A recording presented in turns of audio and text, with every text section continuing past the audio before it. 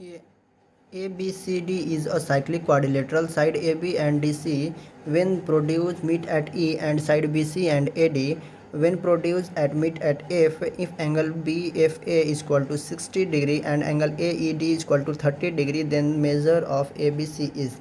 बोल रहा है कि एक साइक्लिक क्वाड्रिलेटरल है। देखिए ए बी सी डी एक साइक्लिक क्वाड्रिलेटरल है। जब हम ए बी और डी सी को प्रोड्यूस करते हैं तो ई पॉइंट पे मिलता है जो कि 30 डिग्री बनाता है, और बी सी और ए डी को प्रोड्यूस करते हैं तो यहाँ पे मिलता है एफ पॉइंट पे जो कि एंगल 60 डिग्री बनाता है। अब यहाँ पे हम आपको कुछ बताते जा रहे हैं, जैसे कि एंगल 4 एंगल 2 ये दोनों क्या है, तो ये दोनों आपस में इक्वल होगा हमेशा, क्योंकि वर्टिकली अपोजिट एंगल है। ऐसे भी आप समझ सकते हो कि अगर ये स्ट्रेट लाइन है तो सम ऑफ द टू एंगल इस क्या होगा, लीनियर पेयर से 180 हो जाएगा। जेड का वैल्यू निकालना होगा तो 180 माइनस एंगल 4 लिखेंगे, और अगर यहाँ से निकालना होगा तो जेड इक्वल टू 180 माइनस 2 भी लिखेंगे। यानी कहीं ना कहीं 2 और 4 का वैल्यू आपस में इक्वल ही होगा। वैसे भी आप समझ सकते हैं कि एंगल 4 और एंगल 2 इक्वल है लीनियर पेयर से। दूसरा बात क्या है कि एक ट्रायंगल का प्रॉपर्टी होता है कि उसका दो अपोजिट एंगल जो होता है उसके एक्सटीरियर एंगल के सम के बराबर होता है। यानी कि एंगल जेड जो है वो 60 प्लस एंगल 1 है, और एंगल पी जो है वो 60 प्लस एंगल 2 है। ठीक है। थर्ड क्या है कि एंगल पी और एंगल 1 का सम जो होता है वो 180 डिग्री होगा, जैसा कि आपको पता है। तो हम इसको लिख सकते हैं कि एंगल पी जो है,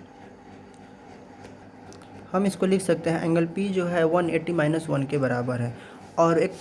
और एक प्रॉपर्टी होता है कि साइक्लिक क्वाड्रिलेटरल का दो अपोजिट एंगल का सम जो होता है वो 180 के बराबर होता है। इसका मतलब एंगल पी और एंगल वाई का सम 180 होगा, और एंगल जेड और एंगल एक्स का वैल्यू भी सम 180 होगा।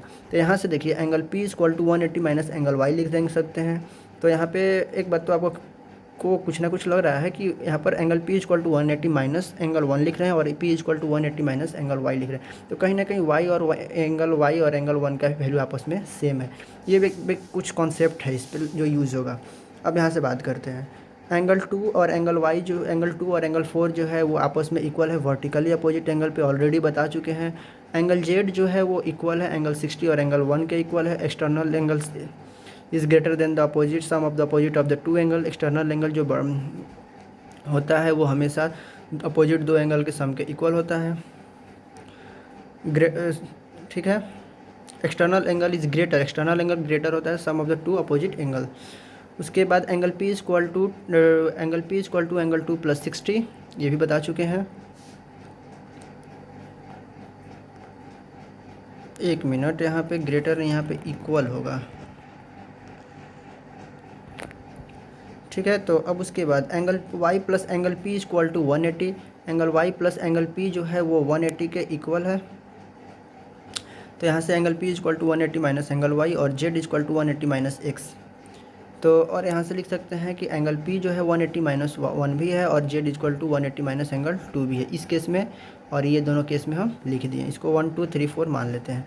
इन ट्रायंगल ई सी बी ये ट्रायंगल की बात करें तो एंगल 30 प्लस एंगल 4 और एंगल 3 का सम जो होता है 180 के बराबर होता है। तो एंगल 4 प्लस एंगल 3 जो है 150 के सम के इक्वल होगा। और यहाँ पे कुछ बात, एंगल 2 जो है वो 180 माइनस एंगल जेड है, और मेरे को पता है कि एंगल 2 जो है वो एंगल 4 के इक्वल है। तो हम ऐसा भी तो लिख सकते हैं एंगल 4 जो है 180 माइनस जेड है, बिल्कुल सही। और एंगल 1 जो है वो 180 माइनस एंगल पी है। वन जो है वो एंगल 1 जो है 180 माइनस एंगल पी है, और एंगल 1 जो है वो एंगल वाई के इक्वल है। तो ऐसा भी तो लिख सकते हैं कि एंगल वाई जो है 180 माइनस पी है। ठीक है। तो अब यहाँ पे हम बात कर लेते हैं। तो यहाँ पे एंगल 4 की जगह पे लिख सकते हैं 180 minus angle Z plus 180 minus angle Y equal to 150, इसमें पुट कर दिए। ठीक है। तो अब यहाँ पे देखिए एंगल 3 लिखा हुआ है, तो इसमें भी कोई कंफ्यूज होने वाली बात नहीं है। देखिए यहाँ पे एंगल 3 लिखा हुआ है, और एंगल 3 और एंगल वाई का वैल्यू भी 180 होता है, क्योंकि sum of the linear pair of the angle is 180। तो angle Y plus angle 3 is equal to 180। तो यहाँ पर एंगल 3 इज इक्वल टू लिख सकते हैं 180 माइनस एंगल वाई। तो यहाँ से भी आ जाएगा 180 minus angle Y is equal to 150। 180 plus 180 is equal to 360 minus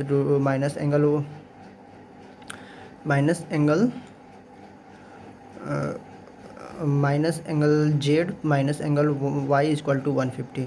angle Z plus angle Y is equal to angle Z plus angle Y is equal to 210।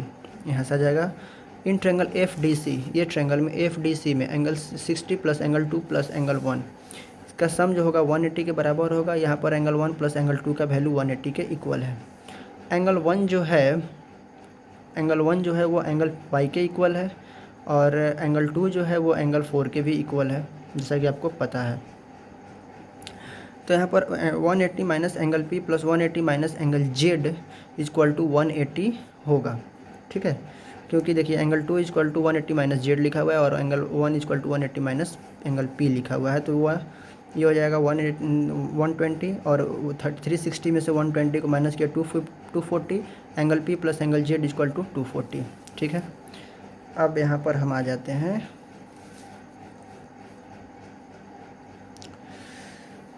देखिए यहाँ पर क्या है कि angle Z plus angle Y equal to 210, और यहाँ पे लिखा हुआ है angle 240 plus angle Z P, angle P plus angle Z.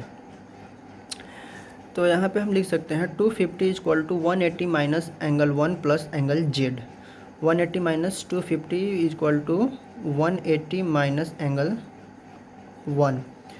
चूँकि p equal to 1, p plus angle 1 का वैल्यू होता है 1, दोनों का सम होगा लीनियर पेयर से 180, तो यहाँ पर angle p equal to 180 minus angle 1 हो जाएगा। 240 equal to 180 minus angle 1 plus Z, ठीक है। तो यहाँ तक कोई डाउट है? यहाँ तक मतलब सारा कुछ क्लियर है।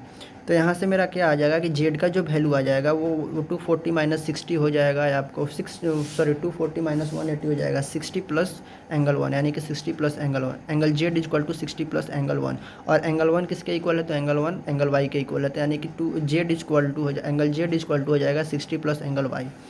अब क्या करेंगे, जेड का वैल्यू है वो हम यहाँ पे पुट कर देंगे। जेड का वैल्यू कितना आ रहा है?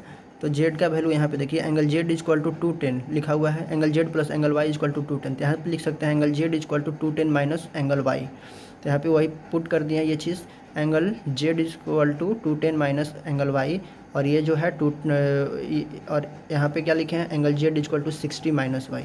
दोनों कंपेयर करेंगे तो 210 minus 60 equal to angle Y plus angle Y, तो यानी कि 2y इक्वल टू 150, और एंगल y का वैल्यू आ जाएगा 150/2 यानी कि 75 डिग्री। और ये मोस्ट इंपॉर्टेंट क्वेश्चन है।